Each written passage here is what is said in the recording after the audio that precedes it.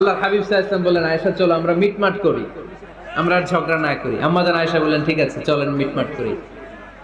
বিষ্ণু বললেন, ঠিক আছে একজনকে নিয়ে আসি যে দুজনের মাঝে মিটমাট করাই দিবে। কারে নিয়ে আসবো? ওমরে ফারুককে নিয়ে আসি। আম্মা জান আয়েশা বলেন, না ওমরও গালিদ, ওমরের মেজাজ গরম, আমার ভয় লাগে। সুবহানাল্লাহ পড়বেন না? বিষ্ণু বললেন, তাহলে তোমার আব্বারে নিয়ে আসি। কই নিয়ে আসেন, আব্বারে খুব ভাল লাগে। বিষ্ণু বললেন, ঠিক আছে তোমার কথাই রইলো, ওমরকে ডাকবো না, তোমার আব্বা আবু বকরকে নিয়ে আসবো। বিশ্বনবী মিটমাট করার জন্য সাইয়েদনা আবু বকর রাদিয়াল্লাহু তাআলা আনহুকে ডেকে নিয়ে আসলেন।